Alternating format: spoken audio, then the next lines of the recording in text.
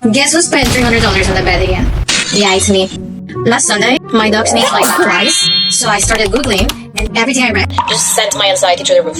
So naturally, I booked an appointment with the vet. But before my appointment, I also VetMew. this AI vet app that I use. It was just uploading a picture, answering a few questions, and the VetMew AI app told me that most likely it was just a mild allergy, and that I could monitor it at home and it would be fine. But obviously, I didn't trust that, so I booked the vet appointment anyway. 1 hour of driving, another hour of waiting for the vet. The vet sent us for tests, blood work, skin checks, the whole thing.